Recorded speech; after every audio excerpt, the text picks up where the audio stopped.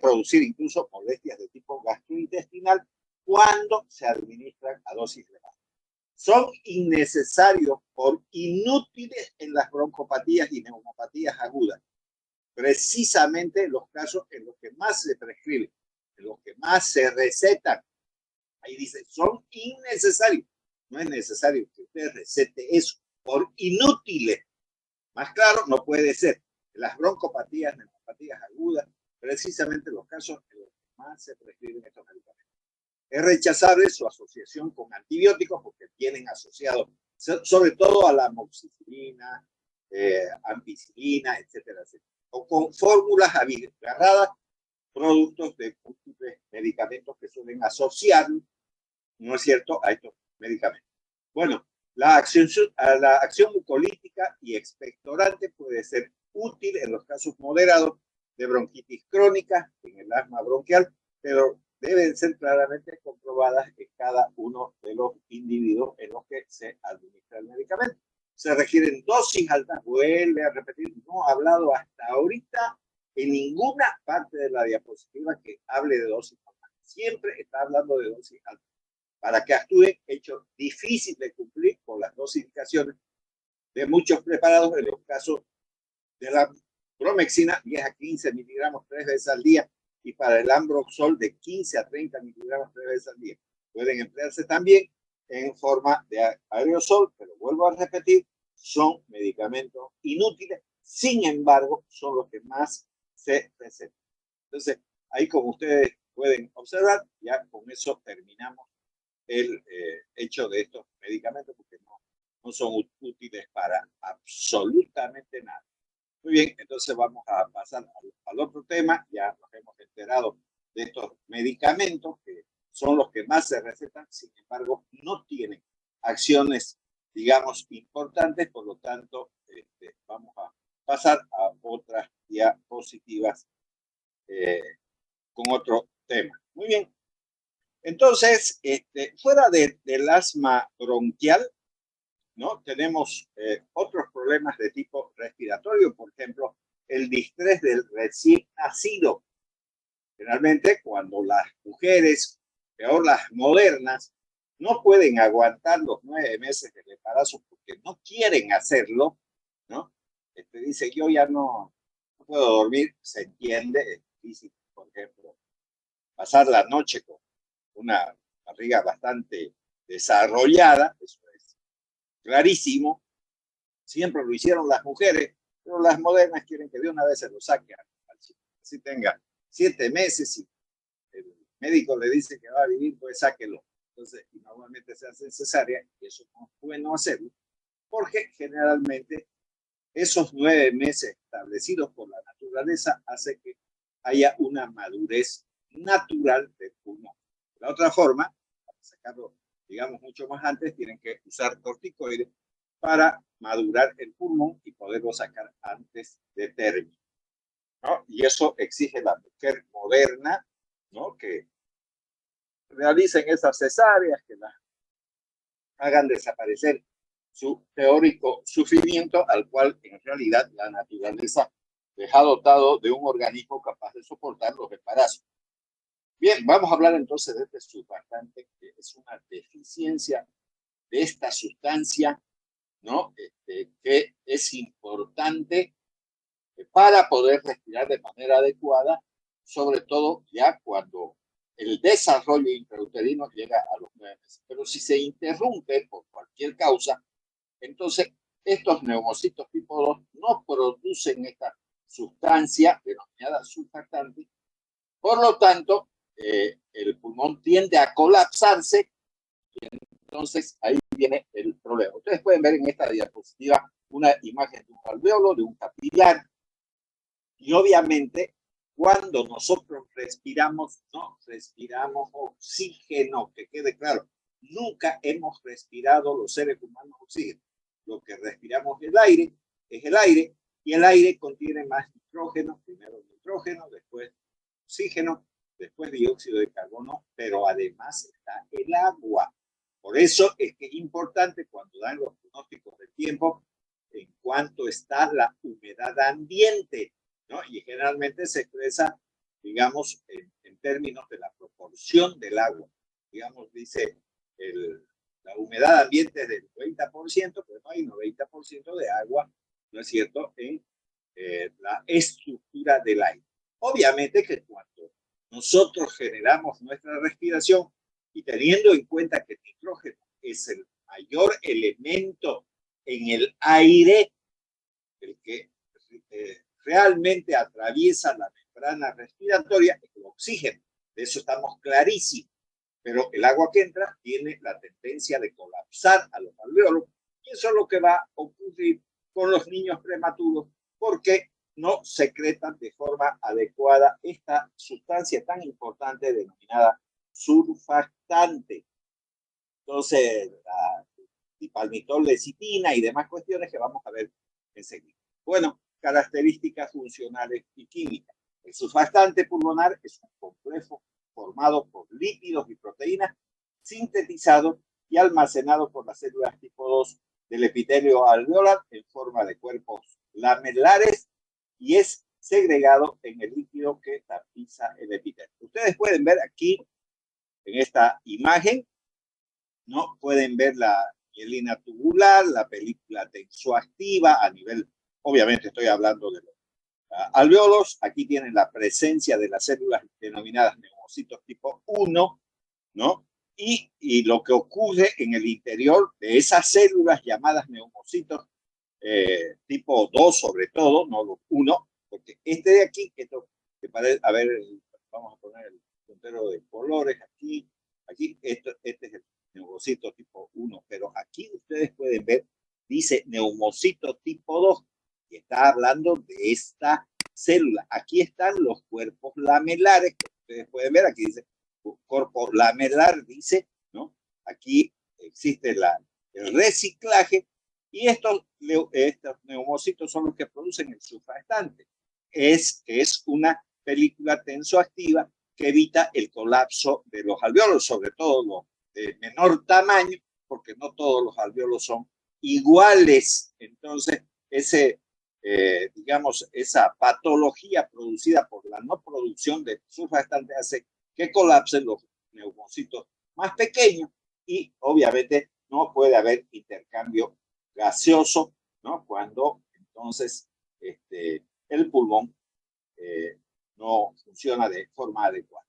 Aquí lo tenemos mucho mejor, ¿no es cierto? Aquí está el líquido, las vesículas, aquí tienen la presencia del neumocito tipo 1, este de aquí, esta en sí es un neumocito tipo 2, aquí donde estoy mostrándoles eso, el líquido, ¿no? Surfactante, los cuerpos lamelares, como pueden observar ahí, ¿no? En esta imagen. Ya. Tiene como función entonces producir las fuerzas de la tensión superficial en la interfase aire-alvéolo, especialmente al final de la expiración, gracias a lo cual impide que los alvéolos, especialmente los pequeños, se colapsen durante la expiración y se produzcan graves atelectasias. Y esa atelectasia es la obstrucción, entonces, debido al colapso de los digamos, alvéolos pulmonares, generando esa patología denominada atelectasia y obviamente generando edema, y como consecuencia de esos dos problemas,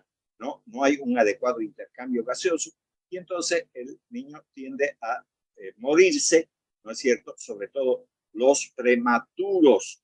Y hay algunos médicos que les hacen caso a las mujeres en vez de tratar de convencerlas que ellas deben de tratar de llegar al 9º mes del embarazo, que eso sería, digamos, lo ideal, o por lo menos un poquito pasado de los 8 meses, porque muchas veces lo sacan a los 8, digamos, 7 meses, o incluso en algunos casos puede ocurrir que el parto se realice entre el 5º y 6º mes, donde es mayor el problema. Bueno, la carencia entonces del surfactante en el pulmón inmaduro del niño prematuro origina el cuadro clínico grave denominado distrés respiratorio del recién nacido, marcado por el edema y el colapso de amplias áreas pulmonares a consecuencia de la intensa elevación de la tensión superficial. Recuerden que el agua ¿no? Las moléculas de agua generan una tensión superficial, si no, no se formarían las gotas. Las gotas de agua se forman gracias a la tensión superficial, ¿no?, del agua, y ustedes podrán observar que algunos animalitos, sobre todo los insectos, en el caso de los mosquitos, pueden caminar, digamos, por encima del agua porque existe una tensión superficial. Y esa tensión superficial del agua, recuerden que el aire, voy a volver a repetir, el aire que respiramos contiene agua. Tengo 10 minutos, si se corta, volvemos de nuevo a ingresar, como ya ustedes saben, al Zoom. Bueno, entonces, estas gotas de agua se forman por la tensión superficial. Los mosquitos caminan por encima del agua por la tensión superficial del agua, pero eso tiende a colapsar. Si hubiera surfactantes, no habría un ser humano vivo, ¿no? Todos morirían debido al colapso o la atelectasia que se forma gracias a la presencia del agua. Y recuerden, voy a volver a repetir, el aire que respiramos, no estoy hablando del oxígeno, el aire contiene nitrógeno, contiene oxígeno, dióxido de carbono y obviamente agua. Entonces, esa agua que ingresa a través de la respiración, y peor en zonas húmedas como en Santa Cruz, hoy en día no, porque no hay lluvia, pero generalmente, digamos, los años que hemos pasado, siempre estos meses se han caracterizado por lluvia, y por lo tanto la humedad relativa del ambiente es del 90%, 95% en Santa Cruz. Hoy debe de estar en los 40% de tanta sequedad. De nuevo, aquí tenemos, ¿no es verdad?, estas células denominadas neumocitos, ¿no? Aquí tienen tipo 2, ¿no es verdad? Entonces, estos van a producir el surfactante, y estas otras células celestes, porque aquí está su núcleo, son los neumocitos tipo 1, ¿no? Entonces, la sustancia está compuesta fundamentalmente por lípidos cuya función principal es disminuir la tensión superficial en los alveolos, ¿no? ¿Quiénes producen eso? Los neumocitos tipo 2. Cuando empezamos a tener una necesidad importante de tener una buena producción, sobre todo por los neumocitos tipo 2, en el tercer trimestre. Recuerden que el embarazo son 9 meses y por lo tanto está dividido en 3 trimestres. Primer trimestre, segundo trimestre y tercer trimestre del embarazo. Y estamos hablando del tercer trimestre. ¿Cuándo es tercer trimestre? 7, 8 y 9 meses. A partir del séptimo mes, entonces ya estamos hablando del tercer trimestre del embarazo. Aquí volvemos a ver, ¿no es cierto?, la barrera alveolo-capilar, también llamada membrana respiratoria. Aquí está la célula epitelial tipo 2 o neumocito tipo 2, como ustedes pueden ver. Aquí está el espacio aéreo, el espacio intersticial, ¿no es cierto?, donde se va a llevar a cabo el intercambio gasoso, sobre todo en esta barrera alveolo-capilar. Y ustedes ven, aquí dice capa de surfactante. Ese surfactante entonces es importante para disminuir la tensión superficial, ¿no?, en el área respiratoria, sobre todo, digamos, en los alveolos y mucho más aún en los alveolos de pequeño tamaño. Bueno, el surfactante natural contiene 80% de fosfolípidos, 5% de lípidos neutros, que son triglicéridos, por eso está entre paréntesis, y entre el 12 al 15% de proteína. Entonces, una sustancia, como ustedes pueden observar, lipoproteica. De los fosfolípidos, el 60% está formado por compuestos de fosfatidilcolina saturada, en su inmensa mayoría dipalmitoil fosfatidilcolina, el 80%, y el 25% por fosfatidilcolina no saturada, y el 15% restante por fosfatidilglicerol y fosfatidilinositol, como pueden observar ahí en las diapositivas. Muy bien, continuamos. Entre las proteínas hay 3 específicas del surfactante, que es digamos, el surfactante SPA, SPB, SPC. Entonces, la SPA es una proteína glucosilada que está formada por monómeros de 28 a 36 kilodaltos que se agregan, contribuyen a mejorar las propiedades biológicas del surfactante. Las proteínas SPB y SPC contienen 8 y 4 kilodaltos respectivamente, son muy lipófilas, facilitan la absorción y difusión del líquido para formar la monocapa de surfactante sobre la membrana alveolar. Entonces, esa membrana alveolar, recuerden que es la membrana respiratoria. Aquí tenemos una muestra de ese tejido respiratorio donde se pueden observar los neumocitos. Aquí dice neumocito tipo 2 y si seguimos la flecha nos encontramos con estas células que pueden observar aquí ustedes, donde estoy señalando con el puntero de color. Y después los neumocitos tipo 1, que generalmente son estas células mucho más alargadas, con un núcleo que puede ser excéntrico, en cambio este tiene un núcleo central, ¿no es verdad? Entonces se puede observar bastante bien en este corte histológico. Bueno, para uso clínico se emplean dos clases de surfactantes, los obtenidos y preparados a partir del pulmón del ganado bovino o del porcino, y los sintéticos, los de origen animal, contienen una composición similar a la del natural, pero carecen de la SPA que ya hemos mencionado. Aquí pueden ver el nombre comercial del medicamento PuroSurf, se denomina, y tiene, ¿no? Ya la cajita, que después vamos a hablar cómo se maneja incluso esto, ¿no? De estos medicamentos en los casos que nosotros tuviésemos pacientes con distrés respiratorio del recién nacido.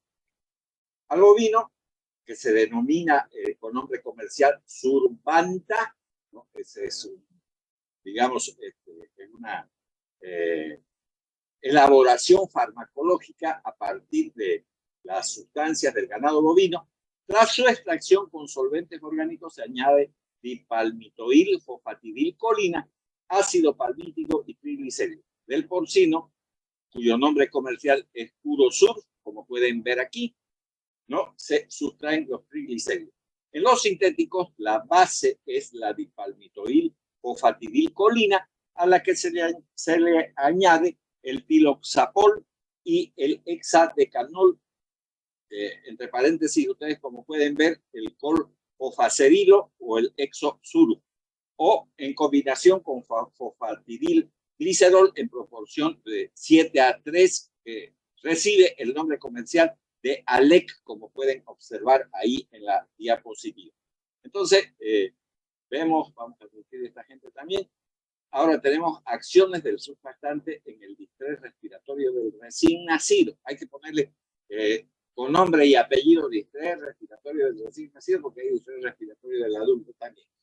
El objetivo conseguido a largo plazo ha sido reducir tanto la mortalidad del niño prematuro como la aparición de complicaciones debidas al distrés, especialmente el neumotórax y el enfisema. Recuerden que ese enfisema se forma por la ruptura de las paredes alveolares, donde se observan, digamos, cavidades llenas de oxígeno que se observa de color negro en las radiografías, ¿no? ¿No es verdad? Por la unión de varios alveolos.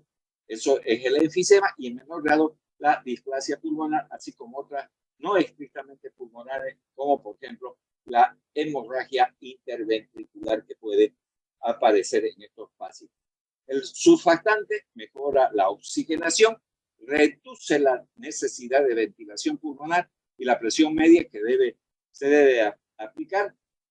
Iguala las fuerzas tensoactivas retráctiles que operan sobre los pequeños y grandes alveolos, evitando de este modo que los primeros se colapsen y los segundos se expandan, formando, digamos, las denominadas bulas enfisematosas, ¿no? En el caso de que se rompan las paredes y se unan unos alveolos con otros para formar esas cavidades con aire atrapado, por lo que se puede observar en una radiografía de color negro.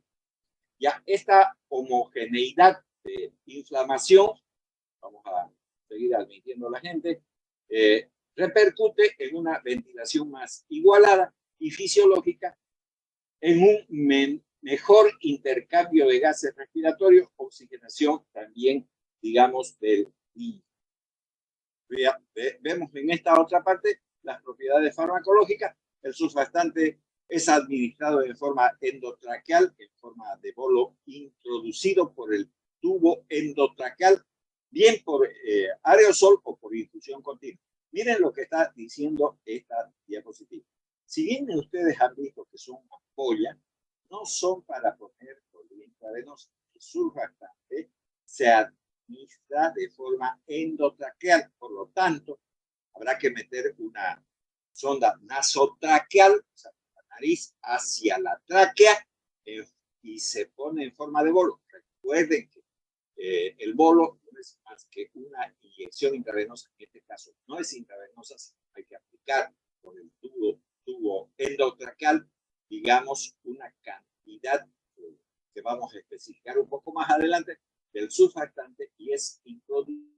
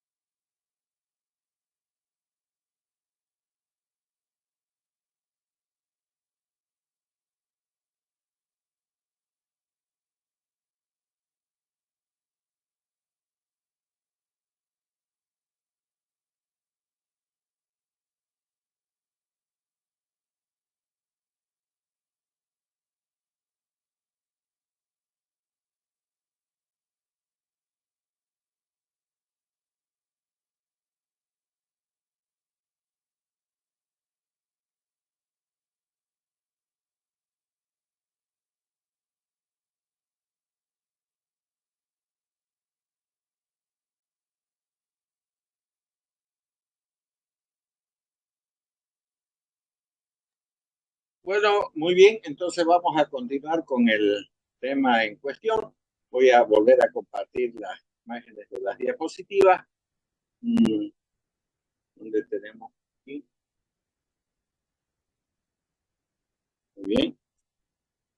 Ya seguramente tienen en sus pantallas de los celulares, tablet y computadoras la imagen. Bueno, entonces el surfactante es administrado en forma endotraqueal, que quede claro, no dice intravenosa, en bolo. ¿Qué significa? Que carguen una jeringa y lentamente pongan, por si lo ponen rápido, se va a llenar el tubo endotraqueal y no va a respirar el niño, se va a morir. Entonces, despacito, tardarán, qué sé yo, 5 o 10 minutos en aplicarlo. Entonces, El surfactante exógeno es aclarado en su mayor parte por la célula.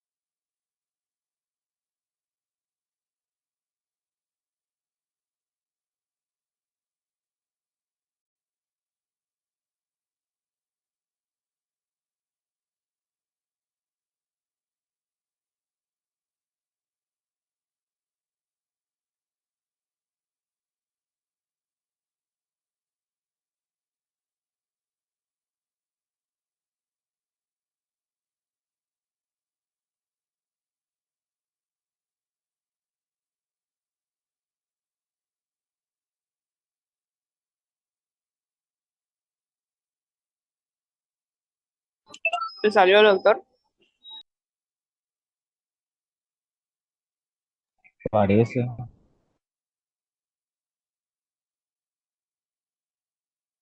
Mencionó algo al principio sobre el examen, si va a ser este sábado. ¿Alguien sabe? El 10 de diciembre va a ser.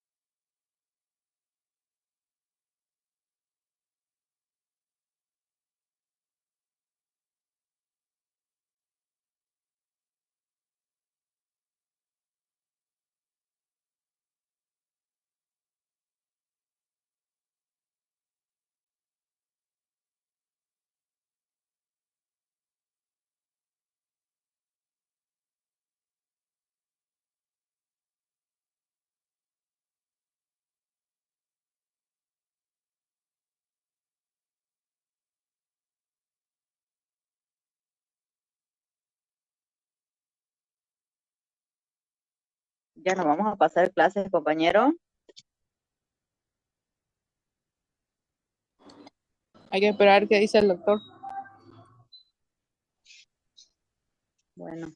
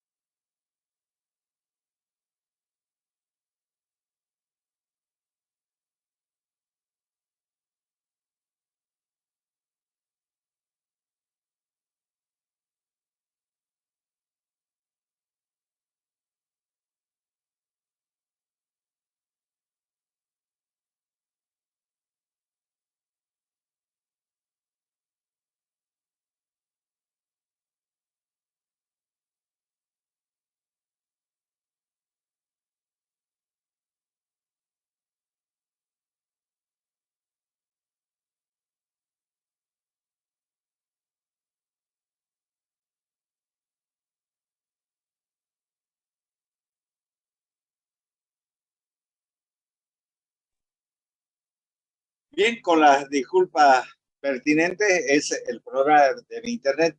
Está hace 2 semanas viva con problemas en mi zona.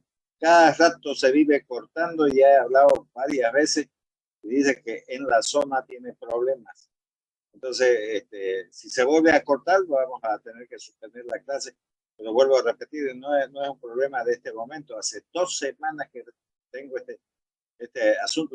Debe ser por el mundial, será por el calor que hace, pero la cosa que funciona mal el internet. No sé si eso también les ocurrirá a ustedes, pero por eso vuelvo a repetir, mañana la clase va a ser presencial, obligatoriamente. Ya no podemos hacer por internet porque esto funciona demasiado mal. Bien, vamos a continuar. Voy a volver a compartir, digamos, las imágenes en las cuales estábamos.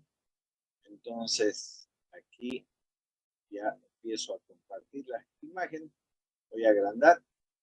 Ya, entonces, como pueden ver, entonces, y como ya estábamos diciendo, el surfactante se va a administrar en bolo por vía endotraqueal. Entonces, esas células alveolares tipo 2 van a captar y procesar y vuelven a secretar la mayor parte del surfactante en un proceso que se denomina reciclado.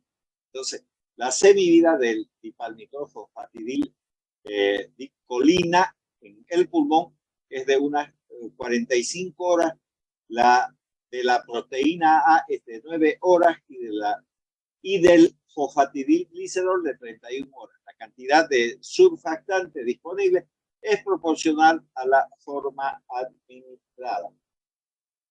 Bien, continuamos. Parte de lo administrado quizás no penetre adecuadamente, o sea, inactivado por las fosfolipasas, proteasas o radicales libres de oxígeno. También es posible que una fracción de los componentes exógenos no se introduzcan en las vías respiratorias metabólicas naturales de reciclado. Dentro de las reacciones adversas no se han descrito reacciones especiales. Es difícil en una enfermedad tan grave detectar complicaciones que se deban al propio producto. Con el preparado sintético polfoscerilo se ha descrito algunas hemorragias pulmonares entre el 1 y el 2% que pueden ser además producto de la enfermedad y no necesariamente del medicamento. Bueno, aplicaciones terapéuticas, se puede administrar el surfactante en el distrés respiratorio del recién nacido. Se aplican de dos formas, como tratamiento cuando aparecen signos clínicos, como profiláctico en toda situación de riesgo. La dosis habitual es de 100 a 200 miligramos por kilogramo, suspendida entre 3 a 5 ml de suero salino por kilo, administrado a lo largo de unos pocos segundos por la vía endotraqueal en forma de bolo. Vuelve a describir esta diapositiva. No se hace por vía intravenosa, se hace por vía endotraqueal. Aquí tenemos uno de los productos, que es el Curosur. Como pueden ver, si a las 12 horas la oxigenación es todavía mala, se pueden añadir otros 100 miligramos por kilogramo. Como profiláctico se emplean de 100 a 200 miligramos por kilogramo dentro de los 10 primeros minutos después del nacimiento. Entonces, de nuevo, ahí tienen la presentación de este producto que viene en ampolla y obviamente no es para aplicación por vía intravenosa. Esta es una imagen, ¿no es cierto?, de los alveolos pulmonares, ¿no?, que permiten que nosotros podamos respirar de manera adecuada. Y la bibliografía de dónde fue extraído. Bueno, con este tema terminamos entonces la teoría de la presente gestión. Por lo tanto, el miércoles ya no vamos a tener clases teóricas, pero sí vamos a seguir teniendo la actividad práctica. Y vuelvo a repetir, el día de mañana vamos a pasar de forma presencial en la universidad y además vamos a confirmar el examen que ya les dije que vamos a tomar el día 10, pero tengo que ver si me van a permitir las aulas y que don Luis, el señor que abre las aulas, vaya a estar el día sábado a mediodía para que nosotros podamos tomar el examen. Bien, con esto entonces nos vamos retirando del aula. Muchas gracias por su atención y también por haberme aguantado todo el año, digamos, ¿no?, en las clases teóricas, porque vamos a continuar con la parte práctica. Que tengan una muy buena noche y entonces mañana nos encontramos con el grupo B1 en la mañana, como tienen ya registrado en su inscripción. Muchísimas gracias. Hasta pronto. Hasta luego, doctor. Gracias. Muchas gracias, doctor. Hasta Gracias, luego. doctor. Gracias.